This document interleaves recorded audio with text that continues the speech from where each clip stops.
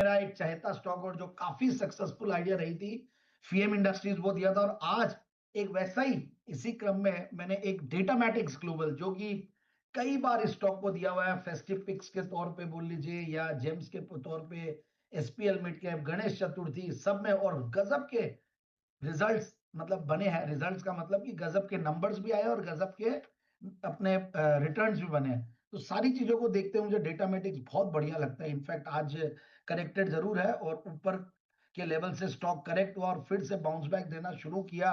मैं इनके कौन कौन नोट्स पढ़ रहा था, तो जिस तरीके से इन्होंने एआई के ऊपर फोकस करना शुरू किया, digital technologies, operations and experience जो कंपनी में ये लोग काम कर रहे हैं, और जिस तरीके से इन्होंने कस्टमर एक्विजिशन किया पिछले क्वार्टर में, दैट वाज अमेजिंग। और अच्छा खासा ये लोग डीप इन डिजिटल यानी कि डेटा ऑटोमेशन, क्लाउड, इन सब पे काम कर रहे हैं बहुत जबरदस्त तरीके से। Digital content, digital finance, AI solutions काफी सारे दे रहे हैं।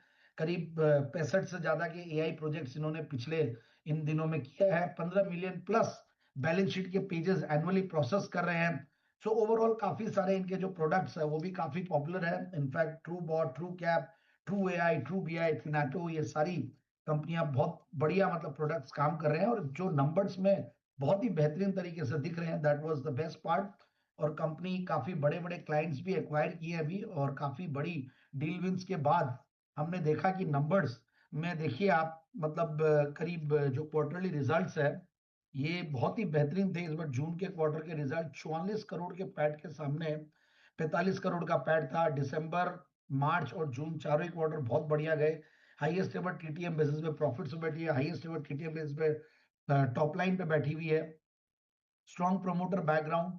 सो बेसिकली ये सेक्टर में जो भी लोग काम कर रहे हैं उन कंपनियों को जबरदस्त एआई, एमएल, एनएलपी मॉडल्स, इन सब पे जो काम कर रहे हैं उनको मतलब मार्केट काफी वैल्यूएशन भी दे रहा है। और पिछले कुछ सालों में इसकी वैल्यूएशन कम थी, अब पी री रेटिंग हुई है, और हमने देखा कि किस तरीके से स्टॉक ने 600 650 की रेंज में रहते रहते 1000 रुपए के लगभग पहुंचा। और अब भी मुझे लगता है कि यहाँ से बहुत बढ़िया इनफैक्ट उछाल दे सकता है। तो एक बार के लिए जो 1023 के लगभग चल रहा है, माइनस में था आज सुबह सुबह, वहां से मुझे लगता है कि 1190 के टारगेट्स के लिए स्टॉक को लेना चाहिए। इनफैक्ट प्रोमोटर्स की स्ट्रॉन्ग शेयर होल्डिंग के अलावा in fact F I eyes, D eyes भी इनफैक्ट 1-1.5% के लगभग होल्ड करते हैं।